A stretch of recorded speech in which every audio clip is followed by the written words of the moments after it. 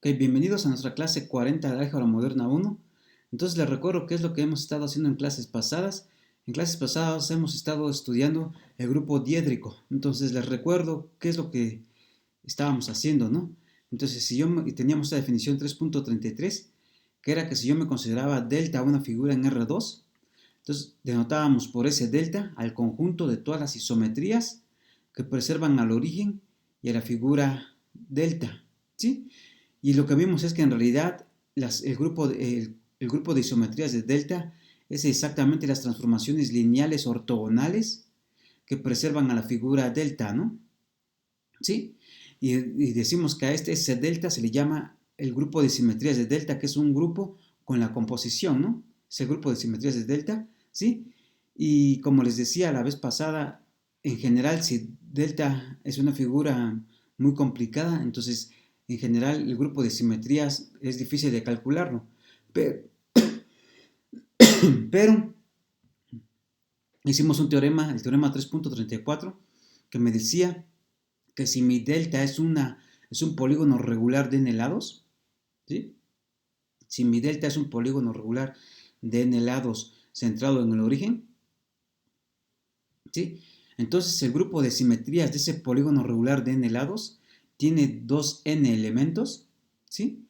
Y además está generado por dos elementos S y T, tal que S a la n es la transformación identidad en R2, T al cuadrado es la transformación identidad en R2, y T compuesta con S compuesta con T es el inverso de el inverso de S, ¿no? ¿Sí? Entonces vimos que el grupo de simetrías de polígono regular tiene 2n elementos y es generado por elementos que satisfacen estas igualdades, ¿no? De hecho, cuando vimos la prueba, vimos que esta S en realidad es una rotación en el sentido contrario a las manecillas de reloj, o sea, es una rotación hacia acá, ¿sí? En el sentido contrario a las manecillas de reloj por 360 grados entre n, ¿sí? Entonces esa es la rotación por 360 grados entre n, es la que manda al vértice B1, al vértice B2, al vértice B2, al vértice B3 y así sucesivamente, ¿no? ¿Sí? Ok. ¿Y quién era esta isometría T? Esta isometría T era la reflexión por el eje X, es la reflexión a través de este eje, ¿no? Entonces, a través de solo dos isometrías, o de dos simetrías de mi polígono regular, que es la rotación por 360 entre n y la reflexión a través del eje X, puedo generar todas las simetrías de mi polígono regular, ¿no? ¿Ok? Entonces eso fue lo que vimos en la clase 38, ¿sí? En la clase 39 les di la definición del grupo diédrico, que fue la definición 3.35, que el grupo diédrico denotado como D2n con n mayor o igual que 2 es un grupo de orden 2n, el cual es generado por dos elementos S y T que satisfacen las propiedades de que S a la n es 1, T al cuadrado es 1 y T por S por T es S a la menos 1, ¿no? ¿Sí? Entonces lo que estamos viendo en realidad es que el grupo de simetrías de un polígono regular de n lados es el grupo diédrico 2n, ¿no? Eso es lo que estamos viendo, eso es lo que vimos en realidad cuando calculamos el grupo de simetrías del polígono regular de n lados, ¿no? ¿Sí? Y el grupo diédrico, pues es un grupo muy importante, porque ese grupo diédrico aparece en muchos lados, que es lo que vamos a hacer en los siguientes teoremas. Pero, por ejemplo, hicimos este teorema en la clase anterior, que fue el teorema de la proposición 3.36, que me dice que si yo me tomo G un grupo finito y yo me tomo A y B dos elementos de orden 2, ¿sí? Entonces necesariamente el grupo generado por A y B, ¿sí? El grupo generado por A y B es isomorfo a algún grupo diédrico para algún n, es isomorfo a algún grupo diédrico de 2n para algún n, ¿sí? Entonces, si yo tengo G un grupo finito y tenemos elementos de orden 2, dos elementos de orden 2, entonces dentro tiene algo isomorfo, que es dentro tiene algo isomorfo a un grupo diédrico, ¿no? ¿Sí? Entonces, esto me está diciendo que básicamente los grupos diédricos van a aparecer en muchos lugares, ¿no? ¿Sí? Ok. Entonces, ahora vamos a ver otro lugar de donde aparecen los grupos diédricos, otro teorema de donde aparecen los grupos diédricos. Entonces, para eso, déjenme recordarles la proposición 1.73 que vimos en la clase 18, ¿sí? Entonces, les recuerdo, en la clase 18 vimos, ya casi al final de la clase 18, que si yo me tomo G un grupo, y yo me tomo H y K, dos subgrupos normales de G, si yo me tomo dos subgrupos normales de G, ¿sí? Aquí tengo repetido dos veces subgrupos, ¿sí? Entonces, tengo G y me tomo dos subgrupos normales de G. Si satisface que la intersección de H con K es solamente el elemento neutro y G es el producto de H por K, entonces necesariamente G es isomorfo al producto directo de H con K, ¿no? Donde recordemos que H con K, el producto directo de H y K, consta de las parejas ordenadas H minúscula, K minúscula, donde H minúscula está en H y K minúscula está en K, ¿no? ¿Sí? ¿Ok? Y la operación de este grupo es coordenada, ¿no? ¿Sí? Entonces, les recuerdo que esto es el análogo a la suma directa de espacios vectoriales, ¿no? Porque si yo tengo dos subespacios de un espacio vectorial, ¿sí? Como decíamos que el espacio era la suma directa de esos dos subespacios, si la suma era todo el espacio, que es el análogo a esta condición, y que la intersección de los subespacios era el cero, ¿no? Que es el análogo a esta condición. Entonces, esto que estamos viendo aquí es el análogo a la suma directa de espacios vectoriales, ¿sí? Ok, entonces ahora sí, pues vamos a ver el teorema 3.37, que es el que vamos a demostrar en esta clase, que me dice lo siguiente: si yo me tomo G, un grupo finito, y la cardinalidad de G es 2P, donde P es un número primo, entonces necesariamente G es un grupo cíclico o G es un grupo diédrico, ¿sí? Entonces otra vez estamos viendo que los grupos diédricos aparecen aquí, ¿no? Están apareciendo aquí, ¿sí? Si la cardinalidad de mi grupo G es 2 por P, donde P es un número primo, entonces o G es cíclico o es diédrico, ¿no? Entonces por eso es que el grupo diédrico es muy importante, porque aparece en todos lados. Entonces hagamos la demostración de este resultado, ¿sí? Entonces, demostración. Entonces, pues consideremos P', ¿no? Entonces, si P, iniciemos con el primer primo que conocemos, que es 2, ¿no? Entonces, si P es igual a 2, ¿sí? Si P es igual a 2, entonces tenemos que G, si P es igual a 2, entonces la cardinalidad de G es ¿cuánto? La cardinalidad de G es 2 al cuadrado, ¿no? Es 2 al cuadrado. Y entonces sabemos de aquí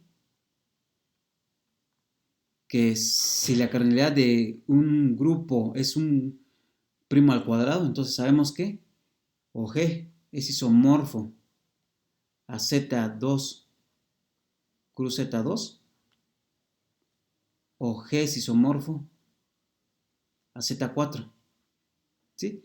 En este caso resulta ser que este es isomorfo, al grupo D4, ¿sí? Ok, entonces, y este es el que se llama el cuatro grupo de Klein, ¿no? Este es el cuatro grupo de Klein.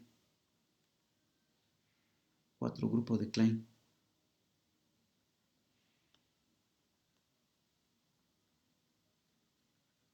¿Sí? Entonces, pues entonces en el caso en el que P es igual a 2, pues no hay mucho que hacer. Porque ustedes pueden checar de manera trivial que este D4 es isomorfo a Z2 cruz Z2, ¿sí? Donde D4 es el grupo diédrico 2, ¿sí? De D4, ¿sí? Y entonces, en el caso en el que G sea isomorfo a Z2 cruz Z2, o el otro es G, que es G sea isomorfo a Z4, ¿no? Y entonces esto lo podemos ver, por ejemplo, esto se puede ver.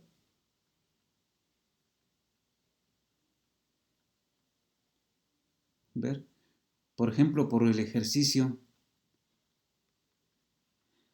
55 de su tarea, por el ejercicio 61 de su tarea 1.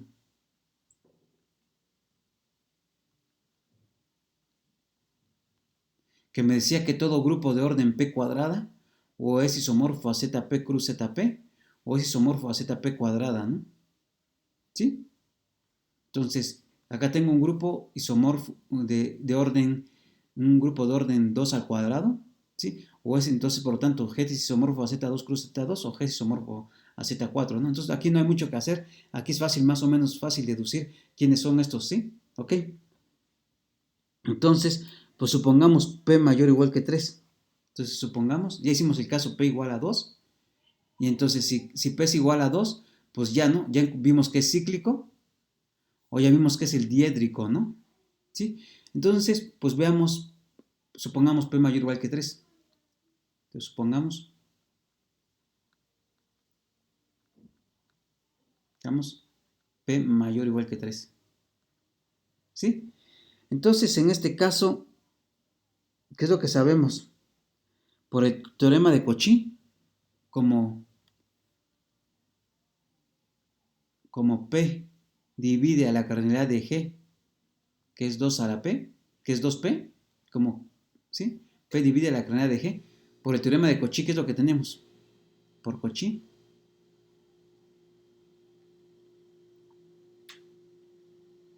por el teorema de Cauchy, eh, resulta ser que existe en G, existe un elemento,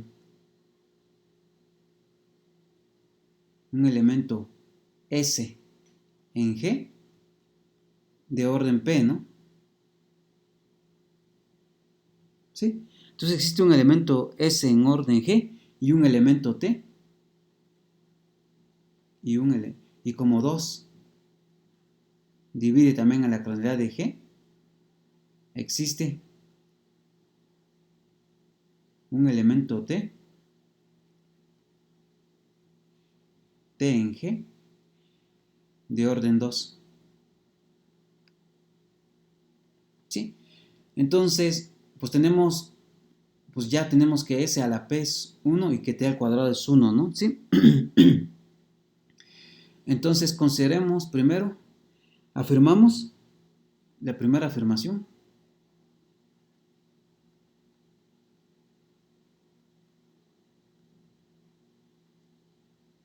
Tenemos esta afirmación, que el grupo generado por S y T, es exactamente G. Veamos, esta va a ser nuestra afirmación, ¿no? Entonces, en efecto,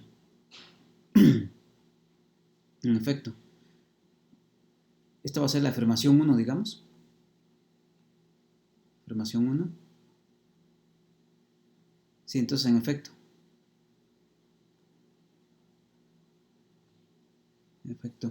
tenemos, consideremos la intersección, consideremos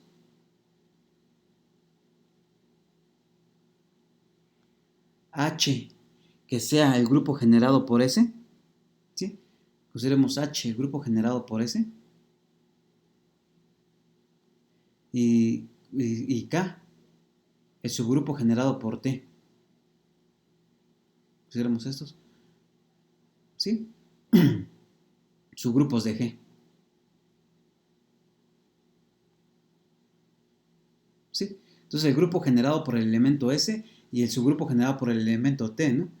Entonces, ¿qué es lo que sabemos? Entonces consideremos esto. Tenemos que la intersección. Entonces consideremos estos dos y calculemos la intersección. Calculemos la intersección de H con K, ¿sí? Sabemos que como H intersección K es un subgrupo de H, como H intersección K es un subgrupo de H, por Cauchy, ¿qué es lo que pasa? La carnalidad, como pasa esto, entonces la carnalidad de H intersección K divide a la carnalidad de H, pero la carnalidad de H es exactamente la carnalidad del conjunto generado del subgrupo generado por S, porque H es el subgrupo generado por S, y como S tiene orden P, pues es exactamente P, ¿no? ¿Sí? Porque S tiene orden P. Entonces este divide a P, y también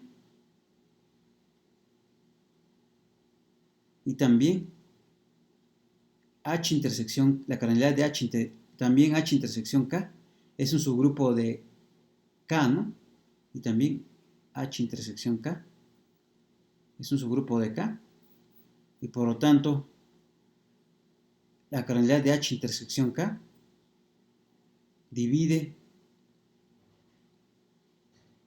a la carnalidad de K, que es 2, ¿sí? Entonces, este numerito divide a P, y este numerito y el mismo numerito divide a 2, ¿no?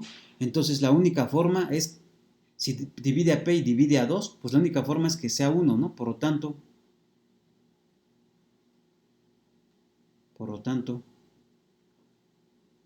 la carnalidad de H intersección K es 1, ¿no? ¿Y eso qué me implica? Esto me implica que H intersección K solamente tiene un elemento, y ese elemento es el neutro, ¿no? ¿Sí? Es el neutro del grupo G. Ahí está. Ahora bien, ahora bien,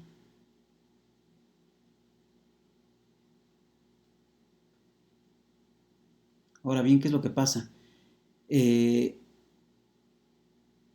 H está contenido, H que es el generado por S, está contenido dentro del generado por S.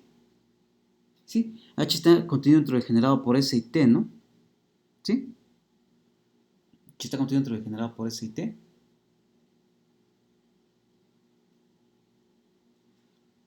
¿Sí? Y también va a resultar que eh,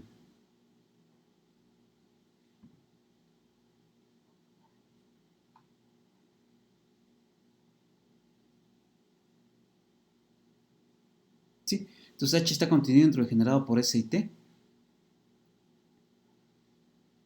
Y también va a resultar que,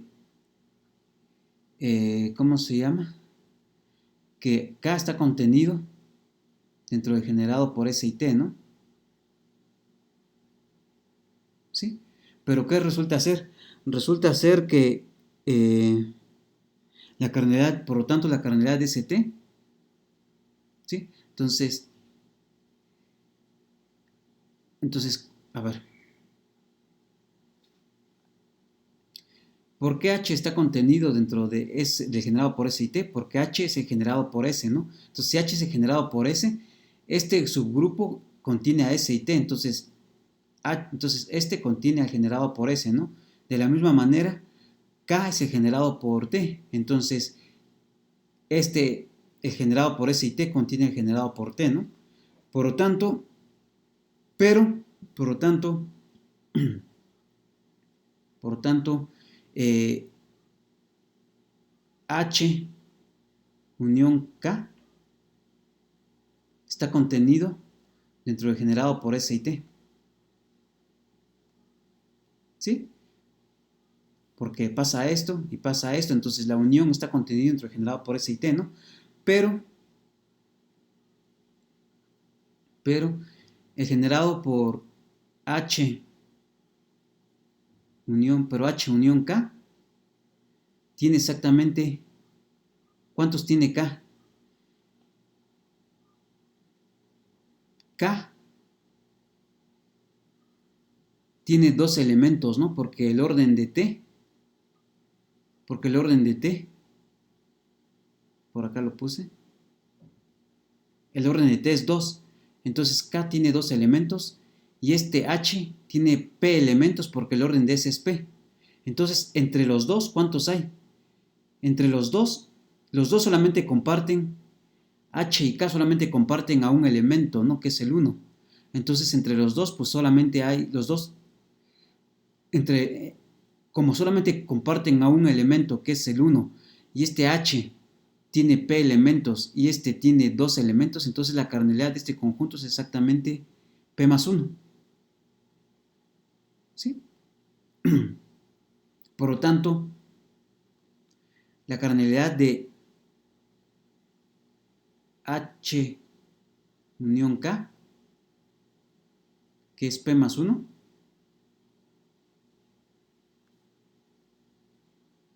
que es P más 1, está por abajo de la cardinalidad del grupo generado por S y T. ¿Sí? Pero el grupo generado por S y T es un subgrupo de G. Entonces, por Cauchy, ¿qué es lo que pasa? Por Cauchy, la cardinalidad del grupo generado por S y T divide a la cardinalidad de G, que es 2 a la P, 2P, perdón. ¿Sí? Entonces, ¿qué es lo que tenemos? Tenemos que este numerito es un número que es mayor o igual que P más 1, porque acá lo tengo. Este numerito, acá me faltó cardinalidad. ¿Sí? Entonces, este numerito es mayor o igual que P más 1 y divide a 2P. Entonces, la única forma en la que sea mayor o igual que P más 1 y que divida a 2P es exactamente que sea 2P, ¿no? Porque divide este y por lo tanto la cardinalidad de S con T es exactamente 2P.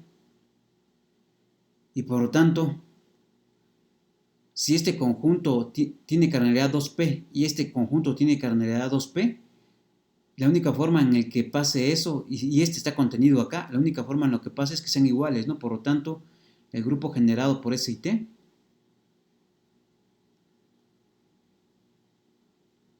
es exactamente G. Ahí está. Entonces, ya vimos la afirmación, ¿no? Que el grupo generado por S y T es G. Ahora, una afirmación 2. Afirmación 2. Afirmación 2 va a ser que exactamente G también, aparte de que es el grupo generado por S y T, también es el grupo que es la multiplicación de H y K. Entonces, afirmación G es H por K. ¿Sí? Ok, entonces esa es la afirmación. Entonces, en efecto,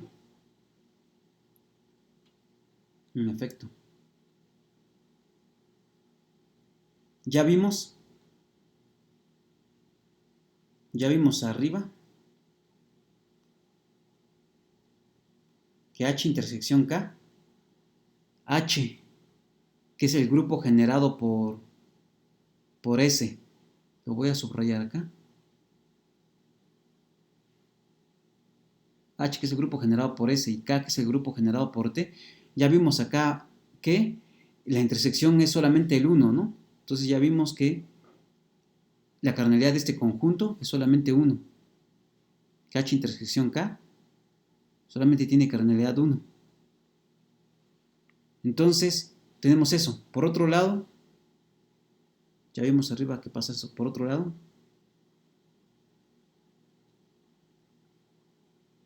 sabemos que H por K,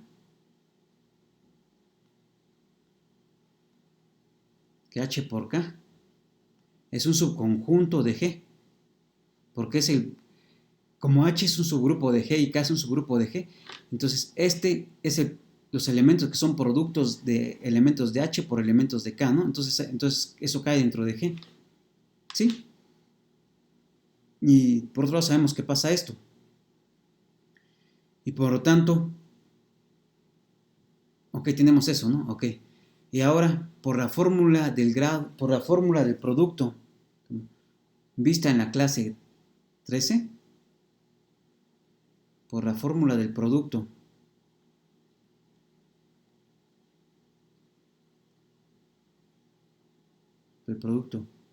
vista en clase 13, ¿qué es lo que sabemos? Que la cardinalidad de H por la cardinalidad de K, que esto es exactamente 2P, porque K tiene 2 elementos y H tiene P elementos, ¿no? Entonces 2P es exactamente ¿quién? Es exactamente la cardinalidad de H por K por la cardinalidad de H intersección T, ¿no? H intersección K, perdón. Pero H intersección K, la cardinalidad de H intersección K es 1.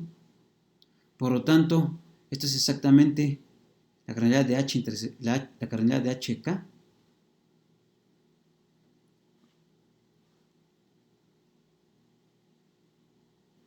la cardinalidad de HK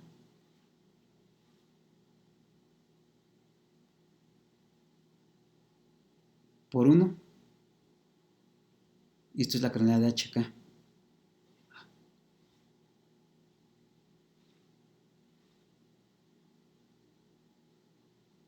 Y entonces, ¿qué estamos diciendo? Que este conjunto tiene 2P elementos y G también tiene 2P elementos, ¿no? Por lo tanto,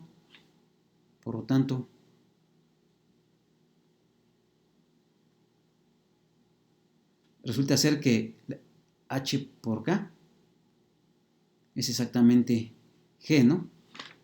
¿Sí? Porque también, pues, H por K está contenido dentro de G,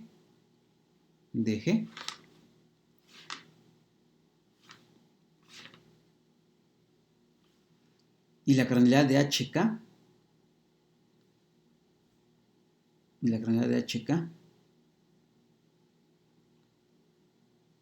es 2P, que es la misma que la cardinalidad de G, ¿no? ¿Sí? Entonces, tenemos este subconjunto está metido acá y este tiene la misma cardinalidad que G, entonces son iguales, ¿no? Entonces ya demostramos la afirmación 2, que G es igual a H por K. Entonces, G es el generado por S y T y también es el producto del subgrupo H por el grupo K, ¿no? Donde el subgrupo H es el generado por S y el subgrupo K es el generado por T. Ok. Entonces tenemos eso. Ahora sí, ¿qué es lo que vamos a tener? Ahora lo que queremos ver es que el grupo es cíclico o es diédrico, ¿no? Ok. Entonces, permítanme, ok. Ok. Entonces, notemos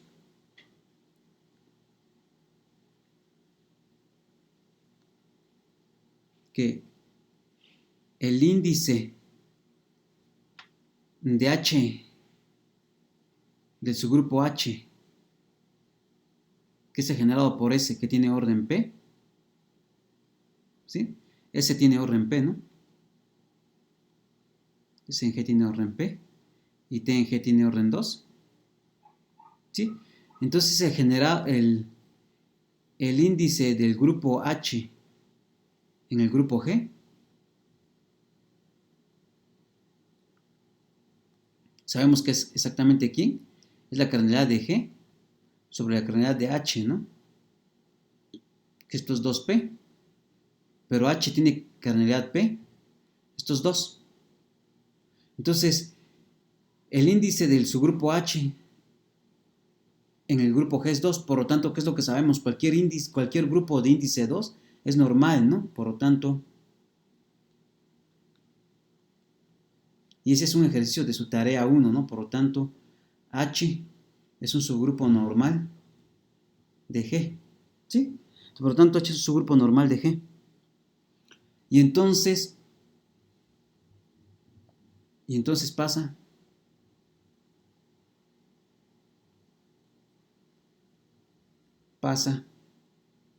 que para t, para nuestros s y t,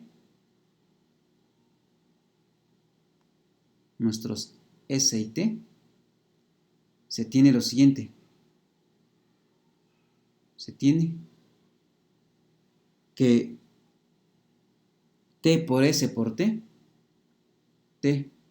por s por t es exactamente s a la i para algún i. Para algún i. Y eso pasa porque como h es normal, h normal en G, implica que t, h, t a la menos 1 es h, ¿no? ¿Sí? Y entonces si pasa esto, pero como t es de orden 2, t a la menos 1 es exactamente t, ¿no? Pues t cuadrada es igual a 1 porque t es de orden 2.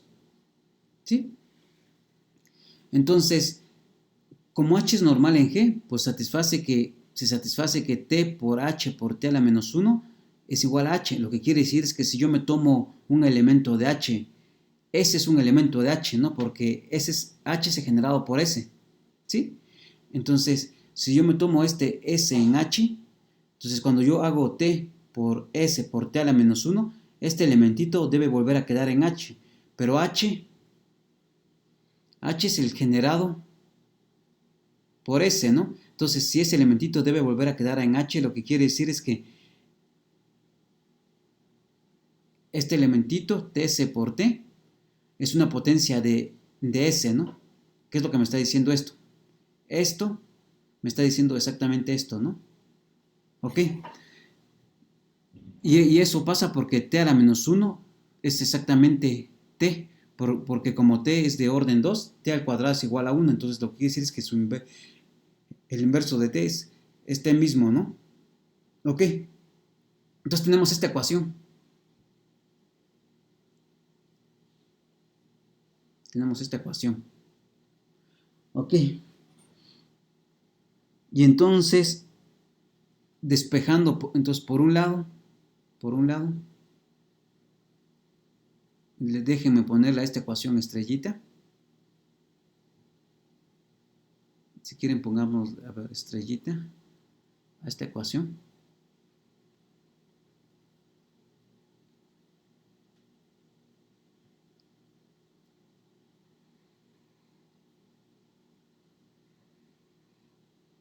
¿Sí? Entonces, despejando por un lado,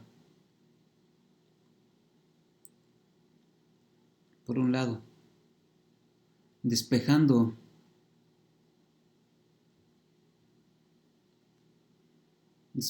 S de estrellita, ¿qué es lo que tenemos?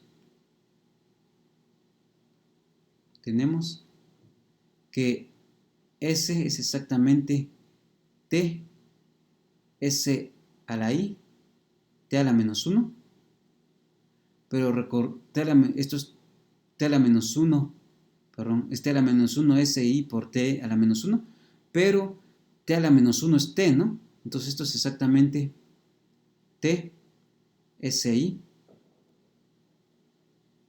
T, ¿sí? Entonces despejando S de estrellita tenemos esto, tenemos esta ecuación que voy a llamar 1, bueno, pongámosle 1, ¿sí? Y también, por otro lado,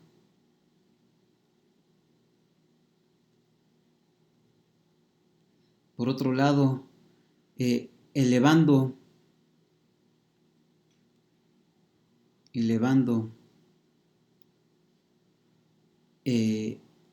a la I la ecuación estrellita,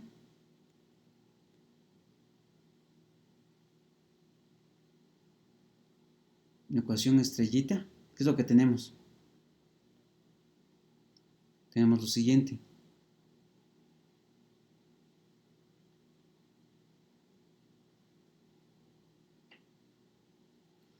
Entonces, si elevo a la i, entonces esto me va a dar t por s por t a la i. Va a ser exactamente ¿quién? Va a ser exactamente s a la i, ¿no? Y esto es exactamente s i cuadrada. Esto es exactamente s i cuadrada.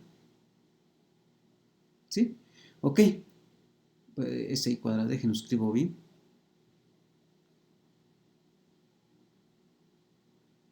Al cuadrado, ¿no?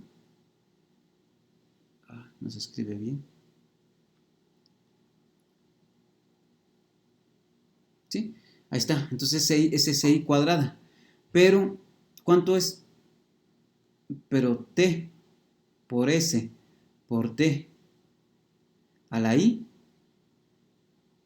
es exactamente t por s por t a la menos 1, porque estamos utilizando el hecho de que t es igual a t a la menos 1, ¿sí? Y esto a la i, y esto es exactamente t por s por t menos 1, así sucesivamente, y veces t por s por t a la menos 1, y esto y veces,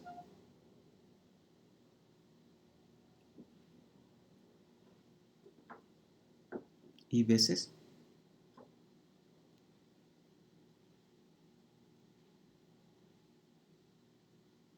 ¿sí? Pero esto es exactamente ¿quién?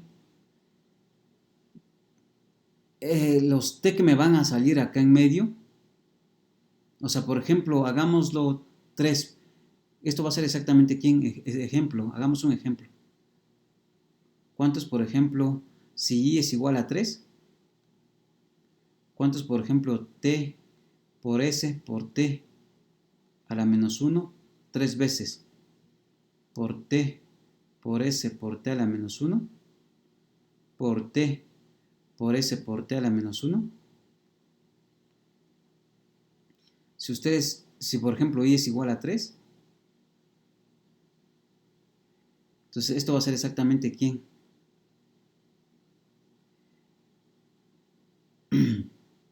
Este t a la menos 1 con este t se me cancela y me queda t por s cuadrada por t a la menos 1. Queda t por s cuadrada por t a la menos 1 por t por s por t a la menos 1, ¿no? Por t por s por t a la menos 1. ¿Sí? Y esto otra vez, este t a la menos 1 con este t se me cancela y me queda t por s al cubo por t a la menos 1, ¿no? ¿Sí? Entonces, a final de cuentas, cuando yo opero, por ejemplo, 3 veces ts t a la menos 1, aquí el 3 queda reflejado acá. Entonces, lo que estoy diciendo es que después de operar esto t veces, me va a dar exactamente t y veces, esto va a ser ts a la i por t a la menos 1, pero t a la menos 1 es t, ¿no? Entonces, esto es t si por t, ¿sí? Y entonces, a esta la voy a llamar igual, esta va a ser la igualdad 2 de igualdad 2, ¿sí? Y entonces de la igualdad 1 y de la igualdad 2,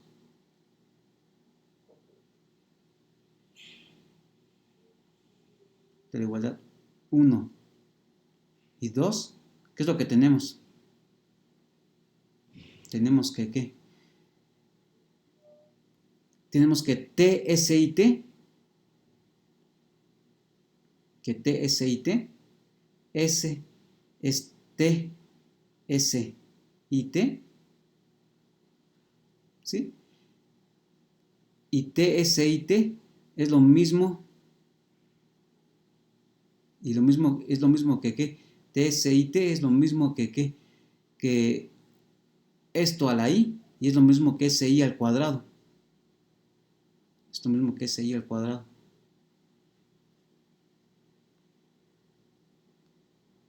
Al cuadrado, ¿sí? Entonces tenemos eso, por lo tanto, ¿qué es lo que tenemos? Lo que tenemos es que S a la I cuadrada menos 1 es igual a 1, ¿no? Sí, porque si yo multiplico por S a la menos 1 de este lado, entonces me queda SI cuadrada menos 1, ¿no? Pero P es el orden de S,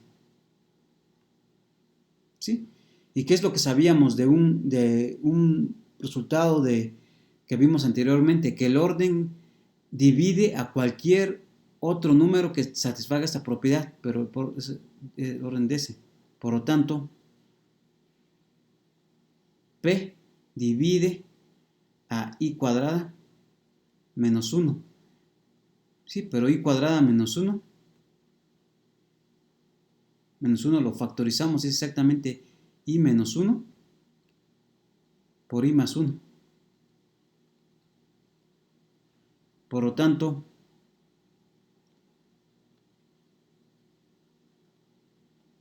P divide a I menos 1 por I más 1,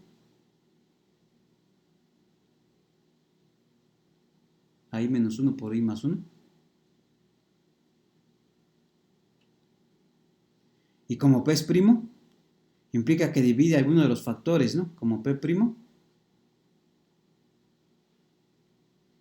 implica que P divide a I menos 1 o P divide a I más 1.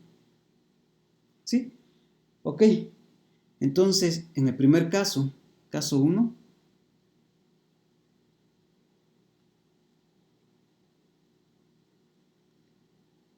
si P divide a I menos 1, ¿qué es lo que pasa? Lo que nos está diciendo es que I menos 1 es de la forma P por algún K, ¿no? Y por lo tanto, I es de la forma P, K más 1. ¿Sí? Y en este caso, ¿qué es lo que tenemos? Entonces, en este caso, lo que me está diciendo es que, por lo tanto, S a la I es S a la P a la K por S, ¿no? Si yo hago estas operaciones me da S a la P, PK más 1, pero S a la P es 1, porque P es el orden de S. Entonces esto me sale 1, y esto me sale S al final de cuentas. Entonces esto es S. Entonces en este caso, ¿qué es lo que estamos obteniendo? Por lo tanto, de esta igualdad de estrellita, por lo tanto, sustituyendo en estrellita,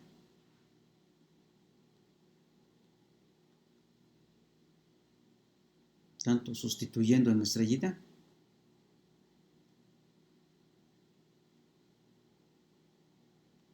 tenemos lo siguiente. Tenemos que S, T, TST, que era estrellita era TST, ¿no? Entonces nos está diciendo es que TST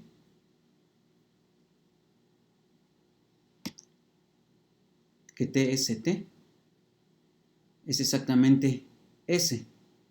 Y esto implica, tenemos esto, y por lo tanto, ¿qué es lo que pasa? Si TST es igual a S, lo que me está diciendo es que TS es lo mismo que S por T a la menos 1. Y esto es lo mismo que S por T, porque recordemos que que T a la menos 1 es T, ¿no?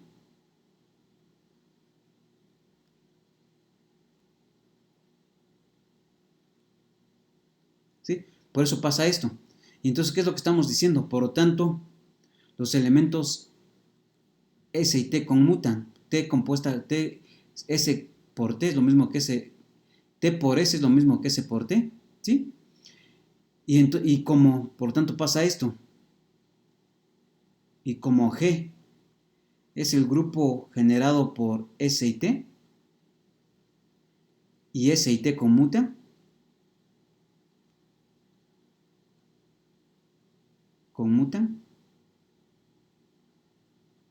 tenemos que si S y T conmutan y G es generado por S y T, pues eso implica que G es abeliano.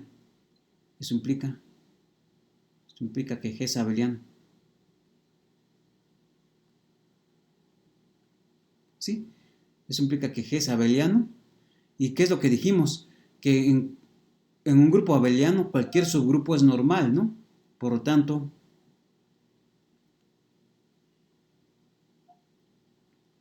tanto, H es un subgrupo normal de G y K también es un subgrupo normal de G. ¿Sí?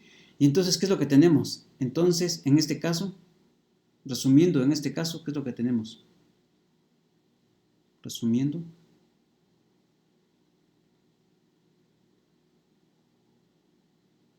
en este caso,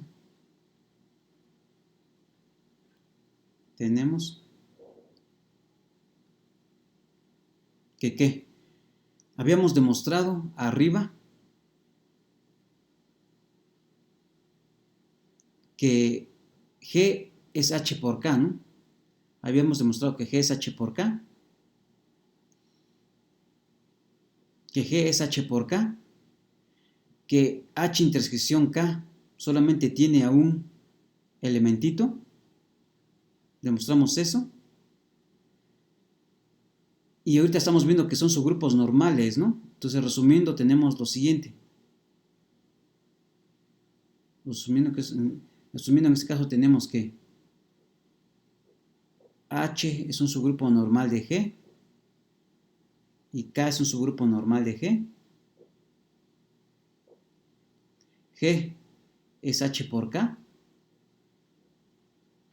y H intersección K consta solo del elemento neutro. Entonces, por lo tanto, ¿qué es lo que les decía? Que vamos a utilizar el resultado análogo a una suma directa en espacios vectoriales, ¿no?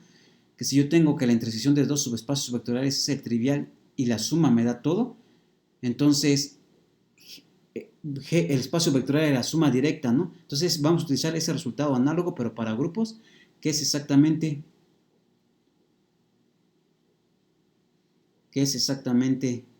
eh, el lema por la proposición 1.73, ¿no? Que si yo tomo H y K dos subgrupos normales de G, si la intersección es solo el trivial y G es H por K, entonces este es el producto directo, ¿no? ¿Ok? Entonces por 1.73,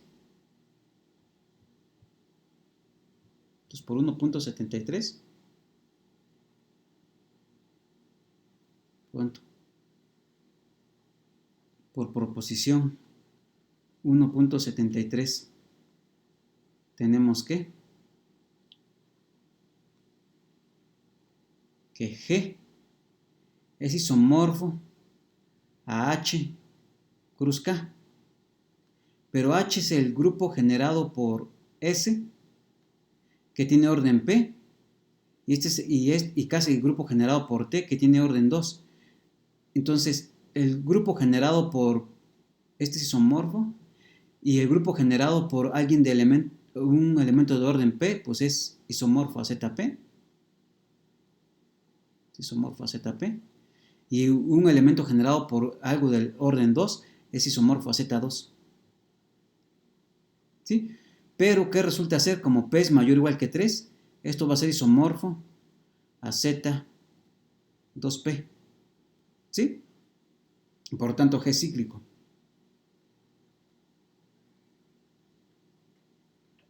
¿Sí? Y esto es por el ejercicio Eso es por el ejercicio 55 de su tarea 1. 55, tarea 1. ¿Sí? Que si ustedes tienen dos si ZM cruz, si el máximo común divisor de M y N es 1, entonces ZM cruz ZN es isomorfo a ZMN, ¿no? Que es lo que estamos utilizando aquí. ¿Sí? Y aquí estamos utilizando que como este es generado por un primo, bueno, es generado por un elemento que tiene orden primo, entonces ese elemento es isomorfo a ZP, y ese también es generado por un elemento que tiene orden primo, en este caso 2, entonces este es isomorfo a Z2, ¿no? Por lo tanto, G es cíclico. Ahí está. Me falta el otro caso, ¿no? Este era el caso en el que P divide a I menos 1. Me falta el caso en el que P divide a I más 1. Entonces, caso 2. Caso 2. P divide a I más 1. Y por lo tanto, ¿qué es lo que me pasa? Si P divide a I más 1, I más 1 es de la forma P por algún R, ¿sí? Y eso implica que I es de la forma P por R menos 1. Por lo tanto, sustituyendo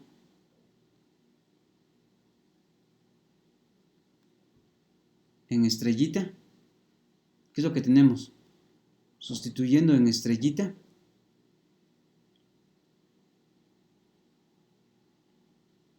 ¿quién es estrellita? Les recuerdo.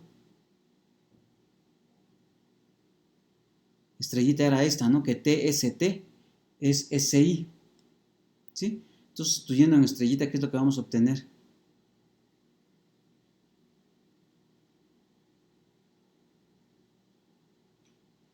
Tenemos que TST es igual a SI, pero SI es exactamente ¿qué? S a la P a la R por S a la menos 1, ¿no? ¿Sí? Y esto es exactamente S a la P.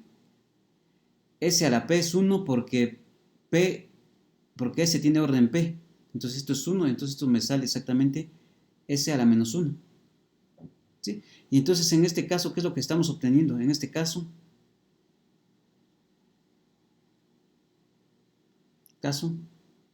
tenemos lo siguiente.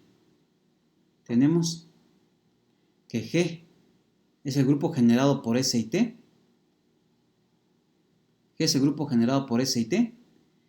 S a la P es 1 porque así nos tomamos ese elemento que tenía orden P por el teorema de Cauchy.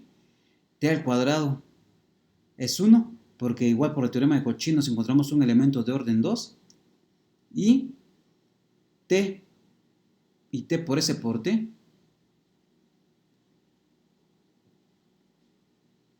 T por S por T es exactamente S a la menos 1.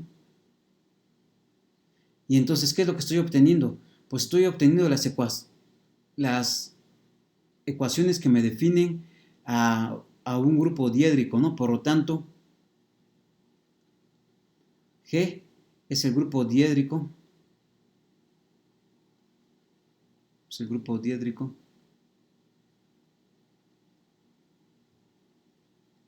Diédrico de 2P, ¿no? Y acabamos, ¿no? Entonces, ¿qué es lo que acabamos de demostrar después de hacer todas estas cuentas?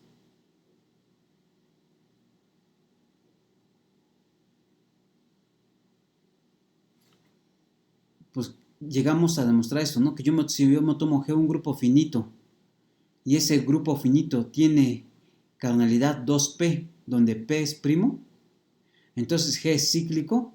Y en este caso, si G es cíclico, pues G es isomorfo aquí. En el caso en el que es cíclico, G es isomorfo a Z2P, ¿no? Acá está. G es isomorfo a Z2P, en el caso en el que sea cíclico, y si no es el grupo diédrico D2P, porque estamos encontrando que G es generado por estos dos elementitos que satisfacen estas relaciones. ¿Sí? Ok.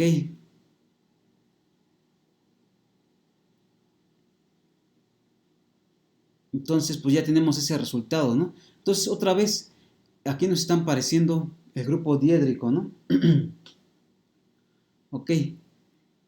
Y bueno, entonces con esto voy a terminar la clase de hoy. Y pues nos vemos en el siguiente video para continuar utilizando otra vez, bueno, en el siguiente teorema que vamos a ver, también vamos a caracterizar ciertos grupos, pero ahora también utilizando los teoremas de Sylow, ¿sí? Ok. Entonces no se les olvide, ¿no? Lo que hemos hecho hasta ahorita. O sea, hemos estudiado el grupo diédrico, que es un grupo que satisface, que es generado por dos elementos, que tiene cardinalidad 2n, y esos dos elementitos satisfacen todas estas relaciones, ¿no? El ejemplo canónico de grupo diédrico es el grupo de simetrías de un polígono regular de n lados, ¿no? ¿Sí? El polígono regular de n lados me da el grupo diédrico de 2n, que fue lo que hicimos en clases pasadas. Vimos que cualesquiera, si yo me tomo un grupo finito, y supongamos que tiene dos elementos de orden 2, entonces el generado por esos dos elementos me va a generar a un subgrupo que va a ser isomorfo a un grupo diédrico.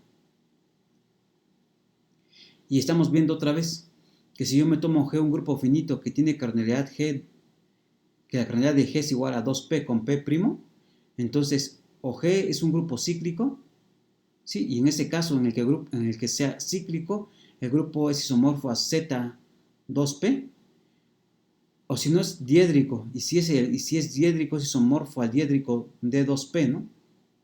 Pero bueno, entonces termino la clase de hoy y nos vemos en el siguiente video.